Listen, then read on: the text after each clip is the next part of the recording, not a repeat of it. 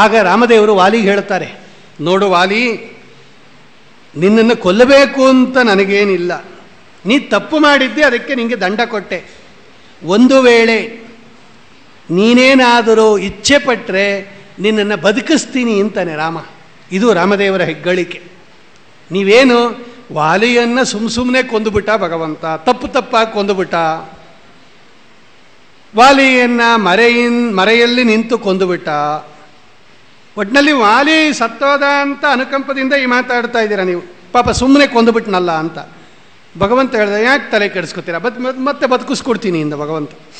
ವಾಲಿಗೆ ಹೇಳುತ್ತಾನೆ, ವಾಲಿ, ನಿನಗೇನಾದರೂ ಇಚ್ಛೆ ಇದ್ದರೆ, ಬದುಕಬೇಕು ಅಂತ ನಿನಗೇನಾದರೂ ಆಸೆ ಇದ್ದರೆ, ಯದಿವಾಂಚಸಿತ್ವಂ ಉಜ್ಜೀವ ಇಷ್ಯೆ. ಇದು ಮಾತ್ರ ನೋಡಿ, ರಾಮದೇವರಿಗೆ ಮಾತ್ರ ಸಾಧ್ಯ ಇದು. ಇದರಿಂದ ನಮಗೆ ರಾಮದೇವರ ಬಲ ಮತ್ತು ರಾಮದೇವರ ಕಾರುಣ್ಯ ಎರಡೂ ಗೊತ್ತಾಗುತ್ತೆ. ಏನು ಭಗವಂತನಿಗೆ ಸಂಹಾರ ಮಾಡೋದು ಏನು ಕಷ್ಟದ ಕೆಲಸ ಅಲ್ಲ, ಬದುಕಿಸೋದು ಏನು ಕಷ್ಟ ಅಲ್ಲ. ಇವತ್ತು ನಾವು ಸಂಹಾರ ಮಾಡಿಬಿಡ್ತೀವಿ, ಬದುಕ್ಸೋಕ್ಕಾಗಲ್ಲ, ಅದಕ್ಕೆ ಸಂಹಾರ ಮಾಡಿದವ್ರನ್ನೆಲ್ಲ ಇವರು ಬೈಯೋದು. ನೋಡ್ಯಾ ಎಂಥವನ್ನ ಹೆಂಗೆ ಮಾಡಿಬಿಟ್ಟೆ ನೀನು ಅಂತ. ಅಂದರೆ ಮುಂದೆ ಏನು ಮಾಡೋಕ್ಕಾಗಲ್ಲ, ಇನ್ನು ಉತ್ತರ ಕ್ರಿಯೆ ಅಷ್ಟೇ ಮುಂದೆ. ರಾಮದೇವ್ರಿಗೆ ಹಂಗಲ್ಲ, ಮತ್ತೆ ಬದುಕಿಸ್ಕೊಡ್ತೀನಿ, ಯಾಕೆ ತಲೆ ಕೆಡಿಸ್ಕೊತೀರಾ ಅಂತ. ವಾಲಿ, ನೀ ಬದುಕಬೇಕಾ, ಬದುಕಿಸ್ತೀನಿ ಇಂದ ಭಗವಂತ. ಆಗ ವಾಲಿ ಹೇಳ್ತಾನೆ, ಬೇಡ, ನೈಚ್ಛದ ಸೌತ್ವದಗ್ರೇ, ನಿನ್ನ ಬಳಿಯಲ್ಲಿ ಪ್ರಾಣ ಹೋಗೋ ಕಾಲಕ್ಕೆ ಭಗವಂತನ ಸ್ಮರಣೆ ಬಂದರೆ ಸಾಕು. ಸಂತತಂ ಚಿಂತೆಯೇನಂತಂ ಅಂತಕಾಲೇ ವಿಶೇಷತಃ. ಭಗವಂತನನ್ನು ಪ್ರತಿದಿನ ಪ್ರಾರ್ಥನೆ ಮಾಡೋದೇನು, ಪ್ರಾಣ ಹೋಗೋ ಸಂದರ್ಭದಲ್ಲಿ ನಿನ್ನ ನಾಮಸ್ಮರಣೆ ಕೊಡು.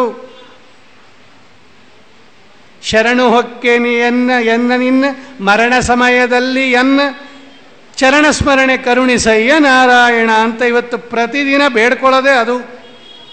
ಅಂತ್ಯಕಾಲದಲ್ಲಿ ನಾರಾಯಣ ಕೇಶವ ಅಂತ ಹೇಳಿ ನಿನ್ನ ನಾಮಸ್ಮರಣೆ ಕೊಡು ಪ್ರಾಣ ಹೋಗೋ ಕಾಲಕ್ಕೆ ಅಂತ. ನಾಮೋಚ್ಚಾರಣೆ ಮಾಡಿದರೆ ಅಂತ್ಯಕಾಲಕ್ಕೆ ಸದ್ಗತಿಯಾಗತ್ತೆ ಎಂದಾಗ ಸಾಕ್ಷಾತ್ ಭಗವಂತ ಕೂತಿದ್ದಾನೆ ಎದುರಿಗೆ ವಾಲಿ ಮರಣ ಹೊಂದೋ ಕಾಲಕ್ಕೆ. ಭಗವಂತ ಹೇಳ್ತಾನೆ, ವಾಲಿ ಹೇಳ್ತಾನೆ, ಕೋನಾಮನಿಚ್ಛತಿ ಮೃತಿಂ ಪುರುಷೋತ್ತಮೇತಿ. ನಿನ್ನೆದುರಿಗೆ ಮರಣವನ್ನು ಹೊಂದತಕ್ಕಂತಹ ಭಾಗ್ಯ ಎಷ್ಟು ಜನಕ್ಕೆ ಸಿಗತ್ತೆ. ಈಗಾಗಲೇ ಜಟಾಯು ನಿನ್ನ ಮುಂದೆ ಮರಣ ಹೊಂದಿದೆ, ಶರಭಂಗ ಋಷಿಗಳು ನಿನ್ನ ಮುಂದೆ ಮರಣ ಹೊಂದಿದ್ದಾರೆ, ಶಬರಿ ನಿನ್ನ ಮುಂದೆ ಮರಣ ಹೊಂದಿದ್ದಾಳೆ. ನಿನ್ನ ಮುಂದೆನೇ ಅಂದರೆ ವಾಲಿ ಅಪೇಕ್ಷೆ ಪಡ್ತಾನೆ, ನಿನ್ನ ಎದುರಿಗೆ ನಾನು ಮರಣ ಹೊಂದುವಂಥ ಒಂದು ಅವಕಾಶ ಸಿಕ್ಕಿದೆ, ನಾನು ಬದುಕೋ ಇಚ್ಛೆ ನನಗಿಲ್ಲ ಎಂಬುದಾಗಿ ಹೇಳಿ ನನ್ನನ್ನು ಬದುಕಿಸಬೇಡ ಅಂತ ವಾಲಿ ಕೇಳಿದಾಗ ಆಗ ಭಗವಂತನ ಒಳ್ಳೆ ಉತ್ಕೃಷ್ಟವಾಗಿರ್ತಕ್ಕಂತಹ ರೀತಿಯಲ್ಲಿ ಅನುಗ್ರಹವನ್ನು ಮಾಡತಕ್ಕಂಥವನಾಗಿ ವಾಲಿ ಸುಗ್ರೀವನನ್ನೂ ಕರೆದು ಸುಗ್ರೀವನಿಗೂ ಕೂಡ ಆಶೀರ್ವಾದವನ್ನು ಮಾಡಿ ನೀನು ಕಿಷ್ಕಿಂಧ ರಾಜ್ಯವನ್ನು ಆಳು ಅಂತ ಹೇಳಿ ಸುಗ್ರೀವ ಬಿಕ್ಕಿ ಬಿಕ್ಕಿ ಅಳುತ್ತಾನೆ. ವಾಲಿ ಮರಣ ಹೊಂದದ ಮೇಲೆ ಸುಗ್ರೀವ ಎಷ್ಟು ಅಳುತ್ತಾನೆ ಅಂದರೆ ನನ್ನಿಂದ ನಮ್ಮ ಅಣ್ಣ ಸತ್ತೋದ್ನಲ್ಲ ಅಂತ. ಅದಕ್ಕೆ ಆಚಾರ್ಯರು ಹೇಳಿದ್ದು, ಅಣ್ಣ ತಮ್ಮಂದಿರ ಮಧ್ಯದಲ್ಲಿ ನೀವು ಪ್ರವೇಶ ಮಾಡಬೇಡ್ರಿ. ಎಂಥವರಿಗೆ ಕೆಟ್ಟ ಜಗಳ ವೈಮನಸ್ಯ ಅನೇಕ ವರ್ಷಗಳ ಕಾಲ ಮಾತು ಬಿಟ್ಬಿಟ್ಟಿದ್ರು ಕೂಡ ಇದ್ದಕ್ಕಿದ್ದಂತೆ ಒಂದಾಗಿಬಿಡ್ತಾರೆ. ಅವರು ಒಂದು 10 ನಿಮಿಷದಲ್ಲಿ ಒಂದಾಗಿಬಿಡ್ತಾರೆ. ಏನೂ ಕಾರಣ ಇಲ್ಲದೆ ಅವರು ಬೇಕಾದ್ರೆ ರಾಜಿ ಮಾಡ್ಕೊಂಡ್ಬಿಡ್ತಾರೆ. ಅದರಲ್ಲೂ ಒಬ್ಬನ ಮರಣ ಅಂದರೆ ಇನ್ನೊಬ್ಬ ಬೇಗ ಬಂದುಬಿಡ್ತಾನೆ.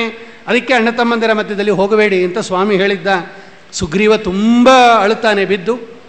ವಾಲಿ ಸಮಾಧಾನ ಮಾಡ್ತಕ್ಕಂಥವನಾಗಿ ಅವನಿಗೆ ಅನುಗ್ರಹವನ್ನು ಮಾಡಿ ಆಮೇಲೆ ವಾಲಿ ದೇಹವನ್ನು ತ್ಯಾಗ ಮಾಡ್ತಾ ಇದ್ದಾನೆ. ಕಾರ್ಯಾಣಿ ತಸ್ಯ ಚರಮಾಣಿ ವಿಧಾರ್ಯ ಪುತ್ರಂ ತ್ವಗ್ರೇ ನಿದಾಯ ರವಿಜಃ ಕಪಿರಾಜ್ಯ ಆಸೀತ್. ವಾಲಿಯ ಮಗ ಅಂಗದ ಅಂತ ಆ ಅಂಗದನನ್ನು ಮುಂದೆ ಇಟ್ಟುಕೊಂಡು ಮರಣ ಹೊಂದಿರತಕ್ಕಂತಹ ವಾಲಿಗೆ ಅಂತ್ಯ ಸಂಸ್ಕಾರವನ್ನು ಮಾಡ್ತಕ್ಕಂಥವರಾಗಿ ಆಮೇಲೆ ಅಂತ್ಯ ಸಂಸ್ಕಾರ ಎಲ್ಲ ಮುಗಿದ ಮೇಲೆ ವಾಲಿಯ ಮಾತಿನಂತೆ ಸುಗ್ರೀವನನ್ನು ಭಗವಂತ ಆ ಕಿಷ್ಕಿಂಧ ರಾಜ್ಯದ ಸಿಂಹಾಸನದಲ್ಲಿ ಕೂಡಿಸಿ ಅಭಿಷೇಕ ಮಾಡುತ್ತಾ ಇದ್ದಾನೆ. ರಾಮೋಪಿ ತದ್ಗಿರಿವರೇ ಚತುರೋತಮಾಸಾನ್ ದೃಷ್ಟ್ವಾಗನಾಗ ಮುಮವಾಸ ಸ ಲಕ್ಷ್ಮಣೋಸೌ. ಅದು ಮಳೆ ಕಾಲ, ಅದು ಅಂದರೆ ಚಾತುರ್ಮಾಸ್ಯ. ಆದ್ದರಿಂದ ಭಗವಂತ 4 ತಿಂಗಳ ಕಾಲ ಅಲ್ಲಿ ಅಂದರೆ ಲಕ್ಷ್ಮಣನೊಂದಿಗೆ ಶ್ರೇಷ್ಠವಾಗಿರ್ತಕ್ಕಂತಹ ಪರ್ವತದಲ್ಲಿ ಭಗವಂತ ಅಲ್ಲೇ ವಾಸ ಮಾಡ್ತಾ ಇದ್ದಾನೆ. ಶ್ರೀಮದ್ ಆಚಾರ್ಯರು ಇಲ್ಲಿ ಬರೀತಾರೆ, ರಾಮದೇವರು ಸಾಕ್ಷಾತ್ ನಾರಾಯಣ. ಭಗವಂತನಿಗೆ ತನ್ನ ಕಾರ್ಯದಿಂದ ತನಗೆ ಯಾವ ಪ್ರಯೋಜನವೂ ಇಲ್ಲ. ಸೂತ್ರಕಾರರು ಈ ಮಾತನ್ನು ಆಡ್ತಾರೆ, ಓಂ ನ ಪ್ರಯೋಜನವತ್ವಾತ್ ಓಂ, ಓಂ ಲೋಕವತ್ತು ಲೀಲಾ ಕೈವಲ್ಯಂ ಓಂ ಅಂತ 2 ಸೂತ್ರ. ಈಗ ಭಗವಂತ ಜಗತ್ತನ್ನು ಸೃಷ್ಟಿ ಮಾಡ್ತಾನೆ, ಪಾಲನೆ ಮಾಡ್ತಾನೆ, ಲಯ ಮಾಡ್ತಾನೆ, ಜ್ಞಾನ ಎಲ್ಲವನ್ನು ಕೊಡ್ತಾನೆ. ಇದರಿಂದ ಅವನಿಗೇನಾದರೂ ಬೆನಿಫಿಟ್ ಇದೆಯಾ? ಯಾಕೆಂದರೆ ಲೋಕದಲ್ಲಿ ಬೆನಿಫಿಟ್ ಇಲ್ಲದೆ ಯಾರು ಏನು ಕೆಲಸವೂ ಮಾಡೋದಿಲ್ಲ. ಒಂದು ಸಣ್ಣ ಕೆಲಸ ಮಾಡಬೇಕಾದ್ರೂ ನಮಗೇನು ಬೆನಿಫಿಟ್ಟು ಅಂತಲೇ ನೋಡಿಕೊಂಡೇ ಮಾಡೋದು. ಅಂಥದ್ರಲ್ಲಿ ಭಗವಂತ ಇಷ್ಟೆಲ್ಲ ಜಗತ್ತನ್ನು ನಿರ್ಮಾಣ ಮಾಡಿ, ಪಾಲನೆ ಮಾಡಿ, ಪೋಷಣೆ ಮಾಡಿ, ಜ್ಞಾನ ಕೊಟ್ಟು, ವೈರಾಗ್ಯ ಕೊಟ್ಟು, ಭಕ್ತಿ ಕೊಟ್ಟು ಇಷ್ಟೆಲ್ಲ ಮಾಡ್ತಾನಲ್ಲ, ಭಗವಂತನಿಗೆ ಇದರಿಂದ ಏನಾದರೂ ಪ್ರಯೋಜನ ಇದೆಯಾ ಅಂತ ಪ್ರಶ್ನೆ ಬಂದಾಗ ಈ ಸೂತ್ರ ಹೇಳುತ್ತೆ, ಇಲ್ಲ. ಯಾಕೆ ಅಂದರೆ ಭಗವಂತನಿಗೆ ಅಪೇಕ್ಷೆನೇ ಇಲ್ಲ. ಇದೇನಾದರೂ ಕೊರತೆ ಇದ್ದಿದ್ರೆ ಒಬ್ಬ ಮನುಷ್ಯ ಅಪೇಕ್ಷೆ ಪಡ್ತಾನೆ. ಭಗವಂತ ಯಾವ ಕಾಲಕ್ಕೂ ಪೂರ್ಣ. ಅವನು ದೇವಸ್ಯೈಷ ಸ್ವಭಾವೋಯಂ ಆಪ್ತಕಾಮಸ್ಯ ಕಾಸ್ಪೃಹ ಅಂತ ಕೇಳುತ್ತೆ ವೇದ ಹೇಳುತ್ತೆ. ಆಪ್ತಕಾಮನಾಗಿರ್ತಕ್ಕಂತಹ, ಎಲ್ಲವನ್ನ ಹೊಂದಿರತಕ್ಕಂತಹ ವ್ಯಕ್ತಿಗೆ ಇನ್ನೇನು ಹೊಸದಾಗಿ ಹೊಂದಬೇಕು ಭಗವಂತ? ಅವನು ಪೂರ್ಣ. ಅವನು ಒಂದೇನಾದರೂ ಇನ್ನೂ ಹೊಂದಿಲ್ಲ ಅಂದರೆ ಅವನು ಅಪೂರ್ಣನಾಗಿ ಬಿಡುತ್ತಾನೆ. 99.5 ಮಾರ್ಕ್ಸ್ ಬಂದಿದೆ ಅಂದ್ರೂ ಇನ್ನು 0.5 ಬಂದಿಲ್ಲ ಅಂತಲೇ ಅರ್ಥ. 100% ಅಲ್ಲ, ಅದು 99.9 ಆಗಿರ್ಬೋದು ಬೇಕಾರೆ. ನೀವು ಅದನ್ನು 100% ಅಂತ ಕರೆಯಲ್ಲ, ಯಾಕೆಂದರೆ 0.01% ಕಡಿಮೆ ಇದೆ. ಇನ್ನು 99.9999 ಹೋಗ್ರಿ ಬೇಕಾದ್ರೆ, ಅದು 100 ಆಗಲ್ಲ. ಅದು ಹಾಗೆ ಭಗವಂತನಿಗೆ ಇನ್ನೇನಾದರೂ ಒಂದು ಅಪೇಕ್ಷೆ ಇದೆ ಅಂದರೆ ಅವನು ಪೂರ್ಣ ಆಗೋದಿಲ್ಲ. ಅದು ವೇದ ಹೇಳ್ತಾ ಇದೆ. ಆಪ್ತಕಾಮನಾಗಿರ್ತಕ್ಕಂಥ, ಪೂರ್ಣನಾಗಿರ್ತಕ್ಕಂಥ ಭಗವಂತನಿಗೆ ಇನ್ನೇನು ಹೊಸದಾಗಿ ಹೊಂದಬೇಕು? ಅವನು ಇನ್ನೇನು ಹೊಂದಬೇಕಾಗಿಲ್ಲ. ಮತ್ತು ಯಾಕೆ ಮಾಡ್ತಾನೆ ಭಗವಂತ ಸೃಷ್ಟಿ, ಸ್ಥಿತಿ, ಲಯ? ಯಾಕೆ ಮಾಡ್ತಾನೆ? ಅದು ನಮಗೆ ಮಾಡ್ತಾನೆ ಭಗವಂತ. ಯದ್ಯಪಿ ಅವನಿಗದರಿಂದ ಪ್ರಯೋಜನ ಇಲ್ಲದೆ ಇದ್ದರೂ ಕೂಡ ನಮಗೆ ಪ್ರಯೋಜನ ಇದೆ. ಅದರಿಂದ ಈ ಜೀವರಾಶಿಗಳಿಗೆ ಪ್ರಯೋಜನ ಇದೆ.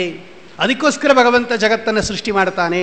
ಸೃಷ್ಟಿ ಮಾಡ್ತಕ್ಕಂತಹ ಜಗತ್ತನ್ನು ಪಾಲನೆ ಮಾಡುತ್ತಾನೆ, ಜ್ಞಾನಾದಿಗಳನ್ನು ಕೊಡ್ತಾನೆ, ನಾನಾ ಅವತಾರಗಳನ್ನು ಸ್ವೀಕಾರ ಮಾಡ್ತಾನೆ, ಅವತಾರಗಳಲ್ಲಿ ಬೇಕಾದಷ್ಟು ಕೆಲಸ ಮಾಡ್ತಾನೆ.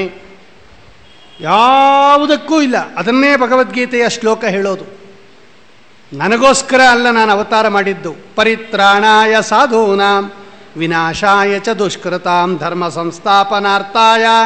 ಅದರಲ್ಲಿ ಅವನದೇನಿದೆ ನೋಡ್ರಿ. ನನಗೇನಾದರೂ ಇಂಥದ್ದಾಗಬೇಕು, ನಾನು ಬಂದು ಅವತಾರ ಮಾಡಿದ್ದೀನಾ? ಇಲ್ಲವೇ ಇಲ್ಲ. 3 ರೀಸನ್ ಭಗವಂತ ಕೊಟ್ಟದ್ದು. ಅದರಿಂದ ರಾಮದೇವರ ಎಲ್ಲ ಕಾರ್ಯಗಳು ಕೂಡ ನೋಡ್ರಿ, ಅವನು ತನ್ನ ಪಟ್ಟಾಭಿಷೇಕವನ್ನು ಬಿಟ್ಟು ಸುಗ್ರೀವನಿಗೆ ಪಟ್ಟಾಭಿಷೇಕ ಮಾಡಿಸ್ಯಾನೆ ಫಸ್ಟ್. ನೋಡಿ, ರಾಮದೇವರಿಗೆ ತನ್ನ ಪಟ್ಟಾಭಿಷೇಕ ಮಾಡ್ಕೋಬೇಕು ಅಂತೇನಿಲ್ಲ. ಅನಾಯಾಸವಾಗಿ ಬಿಟ್ಟು ಬಂದ್ಬಿಟ್ಟ. ಲೀಲೆಯಿಂದ ಬಿಟ್ಟು ಬಂದ ಭಗವಂತ. ನಾನು ಹೋಗಲ್ಲ ಅಂದಿದ್ರೆ ಏನೂ ಮಾಡ್ತಾ ಇರಲಿಲ್ಲ. ಕೈಗೆ ನೀನು ಕೊಟ್ಟಿರ್ಬೋದು ವರ, ನನಗೆ ನಮ್ಮಪ್ಪ ಹೇಳಿದ್ದಾನೆ ನಾನು ಹೋಗಲ್ಲ ಅನ್ಬೋದಾಗಿತ್ತು. ದಶರಥನಿಗೂ ಏನು ಇಷ್ಟ ಇಲ್ಲ ರಾಮದೇವರು ಹೋಗೋದು. ಅಪ್ಪ ಮಕ್ಕಳು ಒಂದಾಗ್ಬಿಟ್ಟು ಹೋಗಲ್ಲ ಅಂತ ರಾಮದೇವರು ಹೇಳಿದರೆ ದಶರಥ ಹೇಳೋನು, ಅವನು ಹೋಗಲ್ಲ ಅಂತಂದರೆ ನಾನೇನು ಮಾಡಲಿ? ನಾನು ಕೈ ಸುಮ್ಮನೆ ಕೂತಿರ್ಬೇಕಾಯಿತು. ವರ ಇರ್ಬೋದ್ರಿ, ಚೆಕ್ಕು ಕೊಟ್ಟಿರ್ಬೋದು, ಪಾಸ್ ಆಗತ್ತೆ ಅಂತೇನು ಗ್ಯಾರಂಟಿ? ಚೆಕ್ಕು ಕೊಟ್ಟಿರ್ಬೋದು ನೀವು, ಅಲ್ಲಿ ಬ್ಯಾಂಕಲ್ಲಿ ಹೋಗಿ ದುಡ್ಡಿಲ್ಲ ಅಂದರೆ ಏನು ಮಾಡ್ತಾನೆ ಅವನು ಚೆಕ್ ಇಟ್ಕೊಂಡು? ಹಾಗೆ ವರ ಕೇಳಿರ್ಬೋದು ಕೈ. ರಾಮದೇವರು ನಾನು ಹೋಗೋದಿಲ್ಲ ಅಂದಿದ್ರೆ ಏನು ಮಾಡ್ತಾ ಇದ್ಲು ಅವಳು? ಯಾರೇನೂ ಮಾಡ್ತಾ ಇರಲಿಲ್ಲ ಅಲ್ವಾ? ಯಾರಿಗೂ ಇಷ್ಟ ಇಲ್ವಾ ಅಲ್ಲ ರಾಮದೇವರು ಹೋಗೋದು? ಕೈ ಆ ಮಂತರ ಇಬ್ಬರು ಬಿಟ್ಟರೆ ಕೋಟಿ ಕೋಟಿ ಜನ ನೀನು ರಾಜ ಆಗಬೇಕು ಅಂತ ಕೇಳ್ತಾ ಇರುವಾಗ ಇವರಿಬ್ಬರ ಮಾತನ್ನು ಸಲೀಸಾಗಿ ತಳ್ಳಿಬಿಡ್ಬೋದಾಗಿತ್ತು. ಅಥವಾ ಎಲ್ಲರ ಬುದ್ಧಿಯನ್ನು ಪ್ರಚೋದನೆ ಮಾಡುವ ಭಗವಂತ ಕೈಕೇಯಿಯ ಬುದ್ಧಿಯನ್ನೂ ಪ್ರಚೋದನೆ ಮಾಡ್ಬೋದಾಗಿತ್ತು, ಮಂಥರೆಯ ಬುದ್ಧಿಯನ್ನು ಪ್ರಚೋದನೆ ಮಾಡ್ಬೋದು. ಇಡೀ ಜಗತ್ತನ್ನೇ ಪ್ರಚೋದನೆ ಮಾಡೋ ಭಗವಂತನಿಗೆ ಅವರಿಬ್ಬರ ಮನಸ್ಸನ್ನು ಪ್ರಚೋದನೆ ಮಾಡೋ ಹಂಗೆ ಆಗ್ತಾ ಇರಲಿಲ್ವಾ? ಕೈಕೇಯಿಯ ವರ ಕೇಳದೇ ಇರೋ ಹಾಗೆ ಮಾಡ್ಬೋದಾಗಿತ್ತಲ್ಲ ಭಗವಂತ. ಅದು ಯಾವುದೂ ಮಾಡಲಿಲ್ಲ ಭಗವಂತ. ಯಾಕೆ ಅಂದರೆ ರಾಮಾವತಾರ ಮಾಡಿದ್ದು ತಾನು ಸಿಂಹಾಸನದಲ್ಲಿ ಕೂತ್ಕೊಂಡು ವಿರಾಜಮಾನನಾಗೋದಿಕ್ಕಲ್ಲ. 13 ಮುನಿಕೃತೆ, ದೇವತೆಗಳ, ಋಷಿಗಳ ಮಾತನ್ನು ಈಡೇರಿಸೋಕ್ಕೋಸ್ಕರ ಬಂದವನು ಭಗವಂತ. ಆದ್ದರಿಂದನೇ ತನ್ನ ರಾಜ್ಯವನ್ನು ಬಿಟ್ಟು ನೋಡು, ಅದು ಆ ಸೂತ್ರ ಹೇಳ್ತಾ ಇದೆ, ನ ಪ್ರಯೋಜನವತ್ವಾತ್. ಭಗವಂತ ರಾಜ್ಯ ಬಿಟ್ಟು ಬಂದದ್ದು ಅವನಿಗೇನು ಲಾಸ್ ಇಲ್ಲ. ಮುಂದೆ ಹೋಗಿ ಅಯೋಧ್ಯ ಪಟ್ಟಣದಲ್ಲಿ ಅಭಿಷೇಕ ಮಾಡಿಸ್ಕೋತಾನೆ, ಆದಾಗ ಪ್ರಾಫಿಟ್ಟೂ ಇಲ್ಲ. ಇವತ್ತು ಭಗವಂತ ರಾಜ್ಯ ಬಿಟ್ಟು ಬಂದದ್ದಕ್ಕೆ ಮೊದಲು ಪ್ರಾಫಿಟ್ ಆಗಿದ್ಯಾರಿಗೆ? ಸುಗ್ರೀವನಿಗೆ, ಮುಂದೆ ವಿಭೀಷಣನಿಗೆ. ಸುಗ್ರೀವನಿಗೆ ಪಟ್ಟಾಭಿಷೇಕ ಮಾಡಿ, ವಿಭೀಷಣನಿಗೆ ಪಟ್ಟಾಭಿಷೇಕ ಮಾಡಿ, ಆಮೇಲೆ ತಾನು ಹೋಗಿ ಪಟ್ಟಾಭಿಷೇಕ ಮಾಡಿಸ್ಕೊಂಡ ಭಗವಂತ. ಅಂದರೆ ಭಕ್ತರ ಕಾರ್ಯವನ್ನು ಮೊದಲು ಭಗವಂತ ಮಾಡ್ತಾನೆ. ಭಕ್ತರಿಗೋಸ್ಕರನೇ ಭಗವಂತನ ಅವತಾರ ಅನ್ನೋದು ಸ್ಪಷ್ಟವಾಗಿ ಗೊತ್ತಾಗ್ತಾ ಇದೆ. ಸುಗ್ರೀವನನ್ನು ಕಪಿರಾಜ್ಯ, ಕಪಿಗಳಿಗೆಲ್ಲ ರಾಜ ಅಂತಹ ಕಪಿರಾಜ್ಯವಾಗಿರ್ತಕ್ಕಂತಹ ಕಿಷ್ಕಿಂಧ ನಗರದಲ್ಲಿ, ಕಿಷ್ಕಿಂಧ ರಾಜ್ಯದಲ್ಲಿ ಸುಗ್ರೀವನಿಗೆ ಪಟ್ಟಾಭಿಷೇಕ ಮಾಡ್ತಾ ಇದ್ದಾನೆ. 4 ತಿಂಗಳುಗಳು ಏನು ಕಾರ್ಯ ಮಾಡೋದು ಬೇಡ, ಈಗ ಮಳೆಗಾಲ ಅಂತ ಹೇಳಿ ರಾಮದೇವರು ಕೂಡ ಅದೇ ಒಂದು ಸುಂದರ ಪರ್ವತದಲ್ಲಿ ವಾಸ ಮಾಡ್ತಾ ಇದ್ದಾರೆ. ನಮ್ಮ ಹಣೆ ಬರ ನೋಡ್ರಿ. ಈಗ ಸುಗ್ರೀವ ಏನು ಮಾಡ್ದ? ಅವನಿಗೆ ಎಷ್ಟೋ ದಿವಸದಿಂದ ರಾಜ್ಯ ಹೊಟ್ಟೋಗಿತ್ತು. ಅವನ ಹೆಂಡತಿಯನ್ನು ಕೂಡ ಬಲಾತ್ಕಾರವಾಗಿ ವಾಲಿ ಇಟ್ಕೊಂಡ್ಬಿಟ್ಟಿದ್ದ. ಈಗ ರಾಜ್ಯ, ಐಶ್ವರ್ಯ, ಭೋಗ, ಪತ್ನಿ ಎಲ್ಲ ಸಿಕ್ತು. ಅವನು ಬರೀ ರಾಜ್ಯದಲ್ಲೇ ಆಸಕ್ತನಾಗ್ಬಿಟ್ಟ. ನಮಗೆ ಭಗವಂತ ನಾವು ಮಾಡಿದ ತಪಸ್ಸು, ದಾನ, ಯಜ್ಞ, ಪೂಜೆ, ಪುನಸ್ಕಾರಗಳಿಂದ ಸಂಪತ್ತು ಕೊಟ್ಟರೆ ನಾವೇನು ಮಾಡ್ತೀವಿ? ಅವನ್ನೇ ಮರೆತು ಬಿಡ್ತೀವಿ. ಸುಗ್ರೀವ ನಮ್ಮೆಲ್ಲರ ರೆಪ್ರೆಸೆಂಟೇಟಿವ್ ಜೀವ ಅವನು. ಅವನಿಗೆ ರಾಮದೇವರ ಅನುಗ್ರಹದಿಂದಲೇ ರಾಜ್ಯ ಬಂದದ್ದು, ಐಶ್ವರ್ಯ ಬಂದದ್ದು, ಭೋಗ ಎಲ್ಲ ಬಂದದ್ದು. ಆಚಾರ್ಯ ಹೇಳ್ತಾರೆ, ಅತಾತಿಸಕ್ತೆ ಕ್ಷಿತಿಪೇ ಕಪೀನಾಂ ಪ್ರವಿಸ್ಮೃತೆ ರಾಮಕೃತೋಪಕಾರೇ. ರಾಮದೇವರು ಮಾಡಿದ ಉಪಕಾರವನ್ನು ಮರೆತೇ ಬಿಟ್ಟ ಸುಗ್ರೀವ. ಅವನಿಂದ ಬಂದದ್ದು ನನಗೆ ರಾಜ್ಯ, ನಾನು ಅವನಿಗೆ ಮಾತು ಕೊಟ್ಟಿದ್ದೀನಿ, ಸೀತಾದೇವಿಯನ್ನು ಹುಡುಕಿಸ್ಕೊಡ್ತೀನಿ ಅಂತ ಮರೆತೇ ಹೋಯ್ತು ಅವನಿಗೆ. ಆರಾಮವಾಗಿ ಈ ಕಾಡು ಗೀಡು ಇಲ್ಲಿ ಓಡಾಡ್ಕೊಂಡಿದ್ದವನು, ಹಣ್ಣು ಹಂಪಲು ತಿನ್ಕೊಂಡು, ಈಗ ಒಳ್ಳೆ ಕಿಷ್ಕಿಂಧ ನಗರ, ಸಂಪದ್ಭರಿತ ನಗರ ಅದು, ಒಳ್ಳೆ ಭೋಗ. ಆಗ ಹನುಮಂತ ದೇವರು ಹೇಳ್ತಾರೆ ಸುಗ್ರೀವನಿಗೆ, ನೋಡ್ರಿ, ನಮ್ಮ ಜೀವನದಲ್ಲಿ ಹನುಮಂತ ದೇವರ ಎಂಟ್ರೆನ್ಸ್ ಆಗದೇ ಇದ್ದರೆ ನಾವು ಏನು ಮಾಡಿದ್ರೂ ಭಗವಂತನನ್ನು ನೋಡೋಕ್ಕಾಗಲ್ಲ. ಯಾಕಂದರೆ ಅಷ್ಟು ದೂರ ಬಂದುಬಿಟ್ಟಿದ್ದೀವಿ ಭಗವಂತನಿಂದ ನಾವು. ಭೋಗ ಇದ್ದಾಗ ಯಾರೂ ಭಗವಂತನನ್ನು ಸ್ಮರಣೆ ಮಾಡೋದಿಲ್ಲ. ಆಗ ಹನುಮಂತ ದೇವರು ಎಚ್ಚರಿಸ್ತಾರೆ. ಇವತ್ತು ಹನುಮಂತ ದೇವರ ಜಾಗದಲ್ಲಿ ಸರ್ವಮೂಲ ಗ್ರಂಥಗಳಿದೆ, ಅವರ ರೆಪ್ರೆಸೆಂಟೇಟಿವ್ ಆಗಿ. ಅದು ನಮ್ಮನ್ನು ಜ್ಞಾಪಿಸುತ್ತೆ, ನಿನಗಿದೆಲ್ಲ ಬಂದಿರೋದು ಭಗವಂತನಿಂದ, ನೀನು ಭಗವಂತನಿಗೆ ಉಪಕೃತನಾಗಿದೆಯಾ ಅವನಿಂದ, ನೀನು ಅವನ ಸೇವೆಯನ್ನು ಮಾಡಬೇಕು. ನೀನು ಬಂದಿರೋದು ಭೋಗ ಪಡಕ್ಕಾಗಲ್ಲ, ಭೋಗ ಪಡು ಬೇಡ ಅಂತಲ್ಲ, ಭೋಗನೇ ಪಡ್ತಾ ಇರಬೇಡ. ಆಚಾರ್ಯ ಅದಕ್ಕೆ ಹೇಳೋದು, ಅತಿಸಕ್ತೆ, ಅತಿಸಕ್ತರಾಗಬಾರ್ದು. ಸಕ್ತರಾದರೆ ತೊಂದರೆ ಇಲ್ಲ. ಭಗವಂತ ಕೊಟ್ಟದ್ದನ್ನು ಭೋಗ ಮಾಡುವಂತ ಆಚಾರ್ಯರೇ ಹೇಳ್ತಾರೆ, ಕುರು ಭುಂಕ್ಷ ಚ ಕರ್ಮ ನಿಜಂ ನಿಯತಂ ಹರಿಪಾದ ವಿನಮ್ರ ಧಿಯಾ ಸತತಂ. ಭುಂಕ್ಷ್ವ, ಆಚಾರ್ಯ ಭುಂಕ್ಷ್ವ, ಭೋಗ ಮಾಡು ಅಂತಾರೆ. ಸ್ವಾಮಿ ಕೊಟ್ಟಿದ್ದಾನೆ, ಭೋಗ ಮಾಡು. ಭಗವಂತನನ್ನು ಮರೆತು ಭೋಗ ಮಾಡಬೇಡ. ಯಾರು ಕೊಟ್ಟಿದ್ದಾರೆ ಅನ್ನೋದನ್ನು ಮರೆತು ಭೋಗ ಮಾಡಬಾರ್ದು ಯಾವತ್ತೂ ಕೂಡ. ಅತೀ ಭೋಗವನ್ನು ಮಾಡಬಾರದು. ಅತಿಸಕ್ತೆ, ಅದಕ್ಕೆ ಶ್ರೀಮದಾಚಾರ್ಯ ಹೇಳ್ತಾರೆ ಅತಿಸಕ್ತೆ. ಸುಗ್ರೀವ ರಾಜ್ಯದಲ್ಲಿ ಅತೀಸಕ್ತನಾಗಿ, ಅತೀ ಆಸಕ್ತನಾಗಿ ರಾಮದೇವರಿಗೆ ಕೊಟ್ಟಿರ್ತಕ್ಕಂಥ ಮಾತನ್ನೇ, ಅವರ ಉಪಕಾರವನ್ನೇ ಮರೆತು ಬಿಟ್ಟ. ಆಗ ಪ್ರಸಹ್ಯತಂ ಬುದ್ಧಿಮತಂ ವರಿಷ್ಠ ರಾಮಂಗ್ರಿ ಭಕ್ತೋ ಹನುಮಾನುವಾಚ. ಪ್ರಸಹ್ಯ, ನಿಂದನೆ ಮಾಡ್ತಾ ಇದ್ದಾರೆ ಹನುಮಂತ ದೇವರು. ನೋಡಿ ಹನುಮಂತ ದೇವರು ಹೆಂಗೆ ಎಚ್ಚರಿಸ್ತಾರೆ ನಮ್ಮನ್ನ ಅಂತ. ಕೇವಲ ಭೋಗದಲ್ಲೇ ಆಸಕ್ತರಾಗಿ ಭಗವಂತನನ್ನು ಮರೆತಿರ್ತಕ್ಕಂಥ ಜೀವರಾಶಿಗಳನ್ನು, ಅದಕ್ಕೆ ಅವರಿಗೆ ಜೀವೋತ್ತಮರು ಅಂತ ಕರೆಯೋದು. ನೋಡಿ ಇನ್ನೆಲ್ಲರೂ ಹೀಗೆ ಮಾಡ್ತಾರೆ, ಬೇರೆಯವರೆಲ್ಲ ಅವರೆಲ್ಲ ಸ್ವಲ್ಪ ಸ್ವಲ್ಪ ಮಾಡ್ತಾರೆ, ನಾವೆಲ್ಲ ಜಾಸ್ತಿ ಮಾಡ್ತೀವಿ. ಕೆಳಗಡೆ ಬರ್ತಾ ಬರ್ತಾ ಬರ್ತಾ ತಾರತಮ್ಯದಲ್ಲಿ ಈ ಭಗವಂತನಿಂದ ದೂರ ಬರುವ ಪ್ರವೃತ್ತಿ ಜಾಸ್ತಿ ಆಗತ್ತಿದು. ಅವರೊಬ್ಬರು ನೋಡ್ರಿ ವಾಯುದೇವರು, ಯಾಕೆ ಅವರು ಜೀವೋತ್ತಮರು ಅಂತ ಕರೀತಾರೆ? ಯಾವಾಗಲೂ ಭಗವಂತನಲ್ಲಿ ಆಸಕ್ತರಾಗಿರ್ತಕ್ಕಂಥವ್ರು ಅವರು.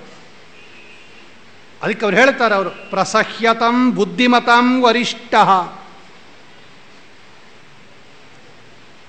ವಾಯುದೇವರ ಒಂದು ಉತ್ಕೃಷ್ಟವಾಗಿರ್ತಕ್ಕಂತಹ ಶಕ್ತಿ ಏನು ಅಂದರೆ, ಅವರು ಬುದ್ಧಿವಂತರಲ್ಲಿ ಅತ್ಯಂತ ಶ್ರೇಷ್ಠರು. ಲೋಕದಲ್ಲಿ ಬೇಕಾದಷ್ಟು ಜನ ಬುದ್ಧಿವಂತರಿರ್ಬೋದು, ಈ ಲೋಕ ಅಲ್ಲ 14 ಲೋಕಗಳಲ್ಲಿ. ಆ ಎಲ್ಲ ಬುದ್ಧಿವಂತರು ಅಂತ ಯಾರ್ಯಾರಿದ್ದಾರೆ ಅವರಲ್ಲಿ ವರಿಷ್ಠ ಶ್ರೇಷ್ಠರಾಗಿರ್ತಕ್ಕಂಥವರವರು. ಬುದ್ಧಿರ್ಬಲಂ ಯಶೋಧೈರ್ಯಂ ನಿರ್ಭಯತ್ವಂ ಅರೋಗತಾ ಜಾಡ್ಯಂ ವಾಕ್ಪಟುತ್ವಂಚ ಹನುಮತ್ ಸ್ಮರಣಾತ್ ಭವೇತ್ ಮನೋಜವಂ ಮಾರುತತುಲ್ಯ ವೇಗಂ ಜಿತೇಂದ್ರಿಯಂ ಬುದ್ಧಿಮತಾಂ ವರಿಷ್ಠಂ ವತಾತ್ಮಜಂ ವಾನರಯೋತ ಮುಖ್ಯಂ ಶ್ರೀರಾಮದೂತಂ ಶಿರಸಾ ನಮಾಮಿ. ಎಲ್ಲರೂ ಅದೇ ಮಾತಾಡ್ತಾರೆ. ಬುದ್ಧಿಮತಾಂ ವರಿಷ್ಠ, ಅತ್ಯಂತ ಶ್ರೇಷ್ಠರಾಗಿರ್ತಕ್ಕಂತಹ ರಾಮಾಂಗ್ರಿ ಭಕ್ತ. ನಮ್ಮನ್ನು ಉದ್ಧಾರ ಮಾಡುವಂಥ ಇಂಥ ಗುರುಗಳು ಹನುಮಂತ ದೇವರು. ಸುಗ್ರೀವ ಸಾಮಾನ್ಯ ಅಲ್ಲ, ಅವನು ಸೂರ್ಯ, ಇಡೀ ಜಗತ್ತಿಗೆ ಬೆಳಕನ್ನು ಕೊಡುವವನು ಅವನು. ಅಂತಹ ಇಡೀ ಜಗತ್ತನ್ನು ಎಚ್ಚರ ಮಾಡಿಸುವವನು. ಇಂತಹ ಸೂರ್ಯನೂ ಕೂಡ ಭಗವಂತನ ವಿಷಯದಲ್ಲಿ ತಾತ್ಸಾರ ಮಾಡಿದಾಗ ಹನುಮಂತ ದೇವರು ಸುಗ್ರೀವನಿಗೆ ಹೇಳುತ್ತಾರೆ, ನ ವಿಸ್ಮೃತಿಸ್ತೆ ರಘುವರ್ಯ ಕಾರ್ಯೇ ಕಾರ್ಯಾ ಕಥಂಚಿತ್ ಸಹಿನೋಭಿ ಪೂಜ್ಯ. ನೋಡು, ರಾಮನ ಕಾರ್ಯವನ್ನು ಮರೆತು ಬಿಟ್ಟಿದೆಯಾ ನೀನು ಸುಗ್ರೀವ, ಹಿಂಗೆ ಮಾಡಬಾರ್ದು. ಅವನು ಎಲ್ಲರಿಗೂ ಪೂಜ್ಯ, ಭಗವಂತ ಸರ್ವರಿಗೂ ಪೂಜ್ಯ, ಅವನು ಪರಮ ಪೂಜ್ಯ. ರಾಮದೇವರ ಕಾರ್ಯವನ್ನು ನೀನೇನಾದರೂ ಮಾಡದೇ ಇದ್ದರೆ ಧ್ರುವಂ ಬಲೇನಾಪಿ ಕಾರಯಾಮಿ. ಹನುಮಂತ ದೇವರು ಹೇಳ್ತಾರೆ, ನಾ ಮಾಡಿಸ್ತೀನಿ ನಿನ್ನ ಕೈಲಿ ಅಂತಾರೆ. ಇದು ಹನುಮಂತ ದೇವರ ಪ್ರತಿಜ್ಞಾ. ನಮ್ಮ ಕೈಲಿ ಮಾಡಿಸ್ತಾರ್ರಿ ಅವರು. ಕರಿಷ್ಯೆ ಕಾರಯಿಷ್ಯೇ ಚ, ನಾ ಮಾಡಿಸ್ತೀನಿ ನಿನ್ನ ಕೈಲಿ ಅಂತಾರೆ. ನೀನೇನಾದರೂ ರಾಮದೇವರ ಕಾರ್ಯವನ್ನು ನೀ ಮಾಡದೇ ಇದ್ದರೆ ಬಲಾತ್ಕಾರವಾಗಿ ನಾನು ಮಾಡಿಸ್ತೀನಿ. ಅಭಿಪೂಜ್ಯ. ಅಭಿಪೂಜ್ಯ ಅಂದರೆ ಏನು ಗೊತ್ತಾ? ರಾಮದೇವರ ಕಾರ್ಯವನ್ನು, ರಾಮದೇವರ ಆಜ್ಞೆಯನ್ನು ಶಿರಸಾ ಧಾರಣೆ ಮಾಡಬೇಕು. ಯಾರೂ ಉಲ್ಲಂಘನೆ ಮಾಡೋ ಹಂಗಿಲ್ಲ. ಲೋಕದಲ್ಲಿ ಬೇಕಾದ್ರೆ ಏನಾದರೂ ಆರ್ಡರ್ ಪಾಸ್ ಮಾಡಿದ್ರೆ ಹೋಗು ನಾ ಮಾಡಲ್ಲ ಅಂತ ಹೇಳ್ಬೋದು. ಲೋಕದಲ್ಲೇ ದೊಡ್ಡ ದೊಡ್ಡ ಕೋರ್ಟ್ಗಳು ಆದೇಶ ಕೊಟ್ಟರೆ ಉಲ್ಲಂಘನೆ ಮಾಡೋ ಹಂಗಿಲ್ಲ ಅದನ್ನು. ಇವತ್ತು ಸುಪ್ರೀಂ ಕೋರ್ಟ್ ಏನಾದರೂ ಡಿಸಿಷನ್ ಕೊಟ್ಟುಬಿಡ್ತು ಅಂದರೆ ಎಲ್ಲರೂ ತಲೆ ಬಾಗಿಸ್ಬೇಕು ಅದಕ್ಕೆ. ಅವರು ನಮ್ಮಂತೆ ಒಬ್ಬರು ಜಡ್ಜು ಮನುಷ್ಯ, ಅವರನ್ನೊಂದು ಪೋಸ್ಟಲ್ಲಿ ಕೂಡಿಸಿದ್ದೀವಿ, ಅವ್ರಿಗೊಂದು ಸ್ಥಾನಮಾನ ಕೊಟ್ಟಿದ್ದೀವಿ. ಆ ದೊಡ್ಡ ನ್ಯಾಯಾಧೀಶ, ಸುಪ್ರೀಂ ಕೋರ್ಟಿನ ನ್ಯಾಯಾಧೀಶ ಏನಾದರೂ ಆರ್ಡರ್ ಪಾಸ್ ಮಾಡಿದರೆ ಎಲ್ಲರೂ ಮಾಡಬೇಕು ಅದನ್ನು. ಸರ್ಕಾರಗಳು ಕೂಡ ತಲೆ ಬಗ್ಗಿಸಿ ಮಾಡುತ್ತೆ. ಅಂಥದ್ರಲ್ಲಿ ಇಡೀ ಜಗತ್ತಿಗೆ ಒಡೆಯ ಭಗವಂತ, ಜಗದೀಶ ಅವನು, ಬರೀ ನ್ಯಾಯಾಧೀಶ ಅಲ್ಲ. ಅಂತಹ ಜಗದೀಶನಾದ ಭಗವಂತ ನಿನಗೆ ಹೇಳಿದಾಗ ನಾನೇ ಅವನ ಆಜ್ಞೆಯನ್ನು ತೆಗೆಯೋದಿಲ್ಲ. ಹನುಮಂತ ದೇವರು ಹೇಳ್ತಾರೆ, ನನಗೇನಾದರೂ ಸ್ವಾಮಿ ಆಜ್ಞೆ ಮಾಡಿದರೆ ಶಿರಸಾ ಧಾರಣೆ ಮಾಡ್ತೀನಿ. ಆಜ್ಞಾಂ ಅನ್ಯೈರಧಾರ್ಯಾಂ ಶಿರಸಿ ಪರಿಸರದ್ರಶ್ಮಿ ಕೋಟೀರಕೋಟೌ ಕೃಷ್ಣಸ್ಯ ಕ್ಲಿಷ್ಟಕರ್ಮ ತದನುಸರಣಾದರ್ತಿತೋ ದೇವಸಂಗೈ ಭೂಮಾವಾಗತ್ಯ ಭೂಮನ್ನಸುಕರಮಕರೋದ್ಬ್ರಹ್ಮಸೂತ್ರಸ್ಯ ಭಾಷ್ಯಂ ದುರ್ಭಾಷ್ಯಂ ಯಸ್ಯ ತಸ್ಯೋರ್ಮಣಿಮತ ಉದಿತಂ ವೇದ ಸದ್ಯುಕ್ತಿವಿಸ್ತ್ವಂ. ನಾನೇ ಅದನ್ನು ನಿರಾಕರಣೆ ಮಾಡೋದಿಲ್ಲ. ನಾನಲ್ಲ, ನಮ್ಮ ತಾಯಿ ಲಕ್ಷ್ಮೀದೇವಿ ಭಗವಂತನ ಆಜ್ಞೆಯನ್ನು ನಿರಾಕರಣೆ ಮಾಡೋದಿಲ್ಲ. ಏನಾದರೂ ಸ್ವಾಮಿ ಹೇಳ್ದ ಅಂದರೆ ಕೈ ಮುಕ್ಕೊಂಡು ಓಂ ಅಂತಾಳೆ ಅವಳು, ಹೆಣ್ಣು ಮಗಳು. ಆಯಿತು ಸ್ವಾಮಿ ಮಾಡ್ತೀನಿ ಅಂತ. ಅಂತಹ ರಾಮದೇವರ ಮಾತನ್ನು ಮೀರ್ತಾ ಇದೆಯಾ, ಬಲಾತ್ಕಾರವಾಗಿ ನಾನು ಮಾಡಿಸ್ತೀನಿ ಅಂತ ಹೇಳಿದಾಗ ಆಗ ಬೇಕಾದಷ್ಟು ಸುಗ್ರೀವ ಗೊತ್ತಾಗೋಯ್ತು ಅವನಿಗೆ. ನೋಡ್ರಿ, ಹನುಮಂತ ದೇವರು ಬರೀ ಒಳಗಡೆಯಿಂದ ಹೇಳಲ್ಲ, ಒಳಗಡೆಯಿಂದನೂ ಕಾರ್ಯೋನ್ಮುಖರಾಗಿ ಮಾಡಿಸಿಬಿಡ್ತಾರೆ. ಬೇಗ ಎಲ್ಲ ಕಪಿಗಳನ್ನು ಕರ್ಕೊಂಬ ಅಂತ ಹೇಳಿ ಆ ಅನೇಕ ವಾನರಗಳನ್ನು ಕಳಿಸ್ತಾ ಇದ್ದಾನೆ. ಕಪಿಗಳು ಅಂದರೆ ಇಲ್ಲಿರೋ ಕಣ್ಣಕ್ಕೆ ಕಾಣ್ತಾ ಇರೋ 2, 3, 4, 5 ಕೋತಿಗಳಲ್ಲ. ಎಲ್ಲ ಸಪ್ತದ್ವೀಪಗಳಲ್ಲಿ ಯಾವ್ಯಾವ ಕೋತಿಗಳಿದೆ ಅದಕ್ಕೆಲ್ಲ ರಾಜ ಅವನು ಸುಗ್ರೀವ. ಕಪಿರಾಜ ಅಂತಲೇ ಕರೆಯೋದು ಅವನಿಗೆ. ಅದೆಷ್ಟು ಕಪಿಗಳು ಬಂದಿದ್ರು ಅಂತ ಮುಂದೆ ಯುದ್ಧಕಾಂಡದಲ್ಲಿ ತೋರಿಸ್ತಾರೆ. ಕಪಿಗಳ ಸಂಖ್ಯೆ ಎಷ್ಟಿತ್ತು ಅಂದರೆ ಒಂದಷ್ಟು ಎಣಿಸ್ಬಿಟ್ಟು ಮುಂದೆ ನನ್ನ ಕೈಲಿ ಎಣಿಸೋಕ್ಕಾಗಲ್ಲ ಅಂತ ಅವರೋಗಿ ರಿಪೋರ್ಟ್ ಮಾಡ್ತಾರೆ ರಾವಣನಿಗೆ. ಅಷ್ಟು ಲಕ್ಷ, ಕೋಟಿ, ಶಂಖ, ಪದ್ಮ, ಸಮುದ್ರ, ಅರ್ಬುದ, ಇದೆಲ್ಲ ಸಂಖ್ಯೆಗಳು, ಮೇಲೆ ಮೇಲೆ ಹೋಗ್ತಾ ಸಂಖ್ಯೆಗಳದು. ಇದನ್ನು ನಾವು ಗಮನಿಸಿದಾಗ ಅದೆಷ್ಟು ಕಪಿಗಳಿಗೆ, ಅದು ಏನು ಇವೆಲ್ಲ ಸಾಮಾನ್ಯ ಈ ಕೋತಿಗಳಲ್ಲ. ನಮ್ಮ ಡಬ್ಬಿ ಕಿತ್ಕೊಂಡು ಹೋಗಿ ವ್ಯಾನಿಟಿ ಬ್ಯಾಗ್ ಕಿತ್ಕೊಂಡು ಹೋಗ್ತಾರೆ. ಈ ಕೋತಿಗಳಲ್ಲ. ಅವ್ರು ಹೇಳ್ತಾರೆ 1,000 ಆನೆ ಬಲ ಸ್ಟಾರ್ಟಿಂಗ್ ಅಂತೆ. ಕೋತಿಗೆ ಮಿನಿಮಮ್ ಬ್ಯಾಲೆನ್ಸ್ ಅಂತ ಹೇಳ್ತಾರಲ್ಲ, ಇಷ್ಟಿಟ್ಟೇ ಇರಬೇಕು ಅಂತ. 1,000 ಆನೆ ಬಲದಿಂದ ಲಕ್ಷ ಲಕ್ಷ ಆನೆ ಬಲದಷ್ಟು ಶಕ್ತಿ ಇತ್ತಂತೆ ಒಂದೊಂದು ಕಪಿಗಳಿಗೆ. ಸಂಗ್ರಹ ರಾಮಾಯಣದಲ್ಲಿ ನಾರಾಯಣ ಪಂಡಿತಾಚಾರ್ಯರು ಬರೀತಾರೆ, ಪರ್ವತವನ್ನು ಎತ್ತಿ ಎಸ್ತು ಬಿಡೋದಂತೆ ಒಂದೊಂದು ಕೋತಿ, ಅಷ್ಟು ಬಲ ಅದು. ಆ ಎಲ್ಲ ಕೋತಿಗಳನ್ನು ಎಲ್ಲೆಲ್ಲಿದ್ದಾರೆ ಎಲ್ಲವನ್ನ ಕರೆಸಿ ಅಂತ ಹೇಳಿ ಅನೇಕ ದೂತರನ್ನು ಕಳಿಸ್ತಾ ಇದ್ದಾನೆ. ಹರೀಶ್ವರಾಜ್ಞಾ ಪ್ರಣಿಧಾನ ಪೂರ್ವಕಂ ಹನುಮತಾತೆ ಪ್ರಹಿತಂ ವಿವಾನರಾಃ ಸಮಸ್ತ ಶೈಲೇದ್ರು ಮಷಂಡ ಸಂಸ್ಥಿತಾನ್ ಹರೀನ್ ಸಮಾದಾಯ ತದಾಭಿಜಗ್ನು. ಯಾವಾಗ ಸುಗ್ರೀವ ಆಜ್ಞೆಯನ್ನು ಕೊಟ್ಟ, ಎಲ್ಲರೂ ಕೂಡ ಕಪಿಗಳನ್ನು ಕರ್ಕೊಂಬರಕ್ಕೆ ಹೊರಡ್ತಾ ಇದ್ದಾರೆ. ಇತ್ಲ ಕಡೆ ರಾಮದೇವರು ಕೂಡ ಸಂದೇಶ ಕಳಿಸಿದ್ರಂತೆ. ನೋಡಿ, ರಾಮನು ಸುಮ್ಮನೆ ಇರೋದಿಲ್ಲ, ಭಗವಂತನೂ ಸುಮ್ಮನೆ ಇರೋದಿಲ್ಲ. ಅವನ ಅನುಗ್ರಹದಿಂದ ಬಂದಿರತಕ್ಕಂತಹ ಸಂಪತ್ತನ್ನು ನಾವು ಭೋಗ ಮಾಡುತ್ತಾ ಅವನನ್ನು ನಾವೇನಾದರೂ ತಿರಸ್ಕಾರ ಮಾಡಿದರೆ ಭಗವಂತ ನಮಗೆ ಎಚ್ಚರಿಕೆ ಕೊಡುತ್ತಾನೆ. ನನ್ನನ್ನು ಮರೆತು ಬಿಟ್ಟಿದ್ಯಾ ನೀನು? ತದೈವ ರಾಮೋಪಹಿ ಭೋಗಸಕ್ತಂ ಪ್ರಮತ್ತಮಲಕ್ಷ್ಮ ಕಪೀಶ್ವರಂ ಪ್ರಭು ಜಗಾದ ಸೌಮಿತ್ರಿಮಿದಂ ವಚೋ ಮೇ ಪ್ಲವಂಗಮಿಷಾಯ ದ್ವದಾಶು ಯಾಹಿ. ಲಕ್ಷ್ಮಣ, ಆ ಸುಗ್ರೀವನ ಹತ್ರ ಹೋಗಿ ನಾನೇನು ಆದೇಶ ಹೇಳ್ತೀನಿ ಹೇಳು ಅವನಿಗೆ.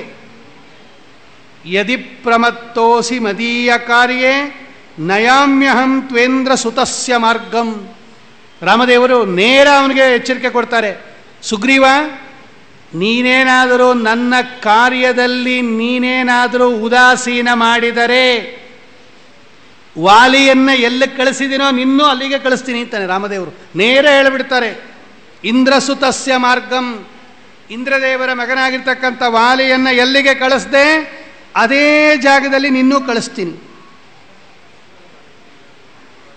ಭಗವಂತ ನಮ್ಮ ಗುಣ ಹೇಳುತ್ತಾನೆ, ಪ್ರಾಯಸ್ವಕಾರ್ಯೇ ಪ್ರತಿಪಾದಿತೇ ಹಿ ಮದೋದ್ದತ ನ ಪ್ರತಿಕರ್ತು ಮೀಶತೆ. ತಮ್ಮ ಕಾರ್ಯ ಫುಲ್ಫಿಲ್ ಆಗ್ಬಿಟ್ಟ ಮೇಲೆ ಮದೋನ್ನತರಾಗಿರ್ತಕ್ಕಂಥವರು ತಮ್ಮ ಕಾರ್ಯವನ್ನು ಮರೆತು ಬಿಡ್ತಾರೆ. ನೋಡಿ, ಅವ್ರ ಕಾರ್ಯ ಪೂರ್ತಿ ಆಗೋಯ್ತೋ ಇಲ್ವೋ, ನಾನು ನಿಮಗೆ ಸಹಾಯ ಮಾಡ್ತೀನಿ, ನೀನು ನಮಗೆ ಸಹಾಯ ಮಾಡು ಅಂತ ಹೇಳಿರ್ತಾರೆ ಇಬ್ಬರು. ಆಯಿತು, ಇವಾಗ ಮಾಡಿರಿ ಅಂತಾನೆ. ಇವನಿಗೆ ಮನೆ ಇನ್ಕಂಪ್ಲೀಟ್ ಆಗಿಬಿಟ್ಟಿರುತ್ತೆ, ಒಂದಷ್ಟು ದುಡ್ಡು ಬೇಕಾಗಿರುತ್ತೆ. ಇವಾಗ ಕೊಟ್ಟಿರಿ, ನಾನು ನಿಮಗೆ ಬೇಕಾದಂಗೆ ನಾನು ಸಹಾಯ ಮಾಡ್ತೀನಿ ಅಂತ ಅವ್ನು ಕೊಡ್ತಾನೆ. ಕೊಟ್ಬಿಟ್ಟು ಮನೆಗೆ ಎಲ್ಲ ಕಟ್ಕೊಂಡ್ಬಿಡ್ತಾನೆ ಇವನು. ಅವನು ಬರ್ತಾನೆ ಯಾವತ್ತೋ ಒಂದು ದಿವಸ, ಇವನು ಇಲ್ಲವೇ ಇಲ್ಲ ಅಂತೇಳಿ ಕಳಿಸ್ಬಿಡ್ತಾನೆ. ನಮ್ಮ ಹಣೆ ಬರನೇ ಹಂಗೆ, ಮಾಡಿರ್ತಕ್ಕಂಥ ಉಪಕಾರವನ್ನು ಮರೆತು ಬಿಡ್ತೀವಿ ನಾವು.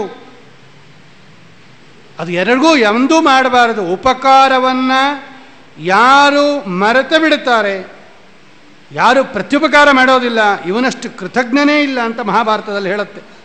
ಅದನ್ನು ಭಗವಂತ ಹೇಳ್ತಾ ಇದ್ದಾನೆ. ಬಹುಶಃ ಪ್ರಾಯಸ್ವಕಾರಿ, ಎಲ್ಲರೂ ಹಿಂಗಿರೋದಿಲ್ಲ, ಕೆಲವು ಎಕ್ಸಂಪ್ಷನ್ ಇರುತ್ತೆ ಅಂತ ತೋರಿಸ್ತಾ ಇದ್ದಾನೆ.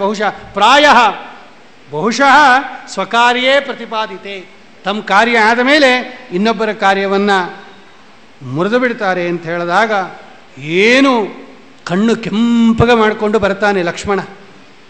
ಲಕ್ಷ್ಮಣನಿಗೂ ಮಹಾಕೋಪ. ಅವನು ಶೇಷದೇವರು, ಕಾಲಿಗೆ ಸಿಕ್ಕಿರ್ತಕ್ಕಂತಹ ಕಲ್ಲು ಮುಳ್ಳು ಎಲ್ಲ ಒದ್ಕೊಂಡು ಬರ್ತಾನೆ. ಲಕ್ಷ್ಮಣ ಬರೋವಾಗಲೇ ಗೊತ್ತಾಗ್ಬಿಡತ್ತೆ. ಸುಗ್ರೀವ ಗಡಗಡ ಗಡಗಡ ಹೆದರು ಬಿಡ್ತಾನೆ ಲಕ್ಷ್ಮಣನನ್ನು ನೋಡಿ. ಆಗ ಸಮಾಧಾನ ಮಾಡ್ತಕ್ಕಂಥವರಾಗಿ, ಆಗ ರಾಮದೇವರ ಬಳಿಗೆ ಹೋಗ್ತಕ್ಕಂಥವರಾಗಿ, ಯಯೌ ಸಬಾಣ ಸದನುಸ್ಸ ಲಕ್ಷ್ಮಣ. ಈ ರಾಮದೇವರು ಹೀಗೆ ಹೇಳಿದಾಗ ಲಕ್ಷ್ಮಣ ಧನಸ್ಸನ್ನು, ಬಿಲ್ಲನ್ನು, ಬಾಣನ್ನು ತಗೊಂಡು ಬರ್ತಾ ಇದ್ದಾನೆ. ಬಹಳವಾಗಿ ಹೆದರು ಬಿಡ್ತಾನೆ ಅವನು. ಭಯಾತ್ ಅವನ ಜೊತೆಯಲ್ಲಿ ರಾಮದೇವರ ಬಳಿಗೆ ಹೋದಾಗ ಆಗ ಒಳ್ಳೆಯ ಉತ್ಕೃಷ್ಟವಾಗಿರ್ತಕ್ಕಂತಹ ಸುಗ್ರೀವನ ಮಾತು ಪ್ರಸನ್ನಗೊಳ್ತಾ ಇದೆ. ರಾಮನ ಬಳಿಗೆ ಬರ್ತಾ ಇದ್ದಾನೆ ಸುಗ್ರೀವ.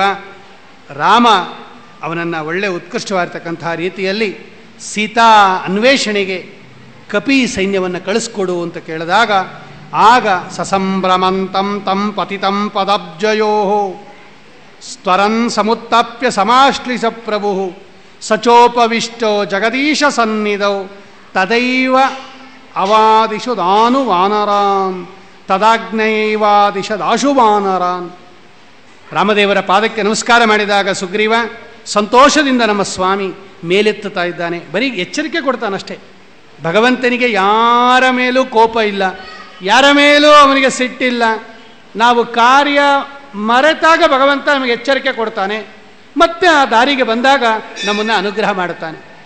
ವಾಲಿ ಹೋದ ಕಡೆಗೆ ಕಳಿಸಿಬಿಡ್ತೀನಿ ಅಂತ ಎಚ್ಚರಿಕೆ ಕೊಟ್ಟಿರ್ತಕ್ಕಂಥ ಭಗವಂತ ಸುಗ್ರೀವ ಬಂದು ನಮಸ್ಕಾರ ಮಾಡಿದಾಗ ಎರಡೂ ಕೈಯಿಂದ ಅವನನ್ನು ಎತ್ತಿ ಆಲಿಂಗನ ಮಾಡ್ಕೋತಾ ಇದ್ದಾನೆ. ಅಂತಹ ಅವನ ಪಾದದ ಹತ್ರ ಕೂತ್ಕೊಂಡಾಗ ಸ್ವಾಮಿ ಉತ್ಕೃಷ್ಟವಾಗಿರ್ತಕ್ಕಂತಹ ರೀತಿಯಲ್ಲಿ ಈಗಾಗಲೇ ನಾನು ಎಲ್ಲ ಕಡೆ ವಾನರನ್ನು ಕಳಿಸಿದ್ದೀನಿ, ಬರ್ತಾರೆ ಎಂಬುದಾಗಿ ಹೇಳಿದಾಗ ಎಲ್ಲರೂ ಕೂಡ ಶೀಘ್ರವಾಗಿ ಆ ರಾಮದೇವರ ಬಳಿ ಬರ್ತಾ ಇದ್ದಾರೆ. ಆಗ ಹನುಮಂತ ದೇವರನ್ನು ಕರೆದು ರಾಮ ಹೇಳುತ್ತಾರೆ, ಸಮಸ್ತ ದಿಕ್ಷು ಪ್ರಹಿತೇಶು ತೇಷು ಪ್ರಭುರ್ಹನುಮಂತಮಿದಂಬಭಾಷೆ ನ ಕಶ್ಚಿದೀಶಸ್ತ್ವದೃಶಿಸ್ತಿ ಸಾಧನೆ ಸಮಸ್ತ ಕಾರ್ಯ ಪ್ರವರಸ್ಯ ಮೇಸ್ಯ. ಕೋಟಿ ಕೋಟಿ ಕಪಿಗಳು ಬರುತ್ತ್ರಿ. ಎಲ್ಲ ವಿಸ್ತಾರವಾಗಿ ವರ್ಣನೆ ಮಾಡಿಲ್ಲ ಶ್ರೀಮದಾಚಾರ್ಯರು. ಎಷ್ಟು ಕಪಿಗಳನ್ನು ಕರೆಸ್ತಾನೆ ಗೊತ್ತಾ? ವಿಂಧ್ಯ ಪರ್ವತ, ಮಲಯ ಪರ್ವತ, ಮಹೇಂದ್ರ ಪರ್ವತ, ಗಂಧಮಾದನ ಪರ್ವತ, ಕೈಲಾಸ ಪರ್ವತ, ಎಲ್ಲ ಪರ್ವತದಲ್ಲಿ ಇರ್ತಕ್ಕಂತಹ ಪ್ಲವಂಗ ಕಪಿಗಳನ್ನು ಕಳಿಸ್ತಾನೆ ಅವನು. ಸುಗ್ರೀವ ಬರಬೇಕಂತೆ ಈಗಲೇ ಸುಗ್ರೀವ ಆಜ್ಞೆ ಮಾಡಿದ್ದಾನೆ. ಇವತ್ತು ಹಾಗೆ ಉಳಿಸ್ಕೊಂಡ್ಬಿಟ್ಟಿದ್ದಾರೆ ಸುಗ್ರೀವಾಜ್ಞೆ ಅಂತ. ಸುಗ್ರೀವನ ಆಜ್ಞೆ ಅಂದರೆ ಯಾರು ಏನು ಮಾಡೋಂಗಿದ್ದಾರೆ, ತಲೆನೇ ಕತ್ತರಿಸ್ಬಿಡ್ತಾನೆ, ಅಷ್ಟು ಬಲಿಷ್ಠ. ಇವತ್ತು ಮಾತ್ರ ಹಾಗೆ ಉಳಿಸ್ಕೊಂಡ್ಬಿಟ್ಟಿದ್ದಾರೆ ನೋಡ್ರಿ ಅದನ್ನು, ಸುಗ್ರೀವಾಜ್ಞೆ ಅಂತ. ಎಲ್ಲ ಕಪಿಗಳು ಅವನು ಹೇಳಿದ ತಕ್ಷಣ ಬರ್ತಾ ಇದೆ, ತಂಡೋಪಂಟವಾಗಿ ಬರ್ತಾ ಇದೆ. ದೊಡ್ಡ ಕಪಿಗಳ ಸಮ್ಮೇಳನನೇ ನಡೆದು ಬಿಡ್ತು. ನೀನೇ ಆಜ್ಞೆ ಮಾಡು ಅಂದ ರಾಮದೇವರು. ಆಗ ಅವನು 4 ಭಾಗಗಳನ್ನು ಮಾಡಿ 4 ದಿಕ್ಕಿಗೆ ಕಪಿಗಳನ್ನು ಕಳಿಸ್ಕೊಡ್ತಾ ಇದ್ದಾನೆ. ಎಲ್ಲರೂ ಹೋದ ಮೇಲೆ ದಕ್ಷಿಣ ದಿಕ್ಕಿಗೆ ಹೋಗಬೇಕಾಗಿದೆ. ಲಂಕಾಪಟ್ಟಣ ದಕ್ಷಿಣ ದಿಕ್ಕಿನಲ್ಲಿರೋದು. ಅಲ್ಲಿದ್ದಾಳೆ ಅಂತ ಗೊತ್ತು ರಾಮದೇವರಿಗೆ. ಹನುಮಂತ ದೇವರನ್ನು ಕರೆದು ಹೇಳುತ್ತಾನೆ, ಹನುಮಂತ ನ ಕಶ್ಚಿದೀಶಸ್ತ್ವದೃಶೇಸ್ತಿ ಸಾಧನೆ ಸಮಸ್ತ ಕಾರ್ಯ ಪ್ರವರಸ್ಯ ಮೇಸ್ಯ. ನಿನ್ನ ಹೊರತು ಈ ಕಾರ್ಯ ಇನ್ಯಾರಿಗೂ ಆಗೋದಿಲ್ಲ ಹನುಮಂತ, ನೀನೇ ಮಾಡಬೇಕು. ಆದ್ದರಿಂದ ಈ ಅಂಗುಲೀಯಕವನ್ನು ತಗೊಂಡು ನಿನಗೆ ಉಂಗುರವನ್ನು ಕೊಡ್ತೀನಿ, ನೀನು ದಕ್ಷಿಣ ದಿಕ್ಕಿಗೆ ದಿಗ್ವಿಜಯಕ್ಕಾಗಿ ಹೊರಡು. ಇತೀರಿತೋಸೌ ಪುರುಷೋತ್ತಮೇನ ಯಯೌ ದಿಶಂ ತಾಂ ಯುವರಾಜಯುಕ್ತ. ನೋಡಿ, ಭಗವಂತನಿಗೆ ಹನುಮಂತ ದೇವರ ಮೇಲೆ ಎಷ್ಟು ಪ್ರೀತಿ ಇದೆ ಅಂದರೆ, ಹನುಮಂತ ದೇವರ ಸರಿಯಾದ ಕಾರ್ಯ ಯಾರು ಮಾಡ್ತಾರೆ ಯಾರು ಮಾಡಲ್ಲ ರಾಮದೇವ್ರಿಗೆ ಗೊತ್ತು. ಇದನ್ನೇ ಸುಮಧ್ವಿಜಯಕಾರ ಹೇಳ್ತಾರೆ, ಕರ್ಣಾಂತಮಾನೀಯ ಗುಣಗೃಹಿತ್ರ ರಾಮೇಣ ಮುಕ್ತೋ ರಣಕೋವಿದೇನ ಸ್ಫುರನ್ನಸೋ ವೈರಿಭಯಂಕರೋಬೋತ್ ಸತ್ವಕ್ಷಪಾತಿ ಪ್ರದರೋಯತಗ್ರ್ಯ. ಕರ್ಣಾಂತಮಾನೀಯ, ಹತ್ತರದಲ್ಲಿ ಕರೆದು ರಾಮದೇವರು ಹೇಳ್ತಾರಂತೆ, ನೋಡು ಹನುಮಂತ, ಇಷ್ಟು ಕೋಟಿ ಕೋಟಿ ಕೋಟಿ ಕವಿಗಳು ಬಂದಿದ್ದಾರೆ, ಇವರು ಯಾರಿಗೂ ಆ ಕಾರ್ಯ ಮಾಡೋಕ್ಕಾಗೋದಿಲ್ಲ, ನೀನೊಬ್ಬ ಸಮರ್ಥನಾಗಿರ್ತಕ್ಕಂಥವನು, ನೀನು ಶ್ರೇಷ್ಠನಾಗಿರ್ತಕ್ಕಂಥವನು ಅಂತ ಹೇಳಿ ತನ್ನ ಅಂಗುಲೀಯಕವನ್ನು ಹನುಮಂತ ದೇವರಿಗೆ ಕೊಟ್ಟು ರಾಮದೇವರು ಕಳಿಸ್ಕೊಡ್ತಾ ಇದ್ದಾರೆ ಹನುಮಂತ ದೇವರನ್ನು. ಹನುಮಂತ ದೇವರು ಅಂಗದ, ಜಾಂಬುವಂತ, ನಲ, ನೀಲ ಇವರೆಲ್ಲರ ಜೊತೆಯಲ್ಲಿ ತಾರಾ ಅನ್ನತಕ್ಕಂತಹ ತಾರೆಯ ಅಣ್ಣ ಇವರದೆಲ್ಲ ಗುಂಪು ದಕ್ಷಿಣ ದಿಕ್ಕಿಗೆ ಹೊರಡ್ತಾ ಇದೆ. ಆ ದಕ್ಷಿಣ ದಿಕ್ಕಿಗೆ ಹೊರಟಿರ್ತಕ್ಕಂತಹ ಕಪಿಗಳು ಏನು ಮಾಡಿದರು ಅನ್ನೋದನ್ನು ಕಡೆಯಲ್ಲಿ ಇನ್ನೊಂದು 15-16 ಶ್ಲೋಕಗಳಲ್ಲಿ ಶ್ರೀಮದಾಚಾರ್ಯರು ಸಂಗ್ರಹ ಮಾಡುತ್ತಾರೆ. ಅಲ್ಲಿಂದ ಮುಂದೆ ಸುಂದರಕಾಂಡದ ಕಥೆ 7ನೇ ಅಧ್ಯಾಯದಲ್ಲಿ ಪ್ರಾರಂಭವಾಗುತ್ತೆ. ನಾವು ಈ 6ನೇ ಅಧ್ಯಾಯದ ಕಥೆಯನ್ನು ನಾಳೆ ಉಳಿದಿರತಕ್ಕಂಥ ಎಲ್ಲ ವಿಚಾರವನ್ನು ಚಿಂತನೆ ಮಾಡಿ ಅದನ್ನು ನಾಳೆ ಭಗವಂತನಿಗೆ ಸಮರ್ಪಣೆ ಮಾಡೋಣ.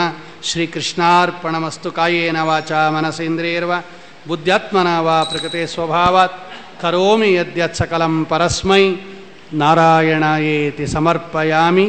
ಶ್ರೀಕೃಷ್ಣಾರ್ಪಣಮಸ್ತು. ಶ್ರೀಮಧ್ವೇಶಾರ್ಪಣಮಸ್ತು.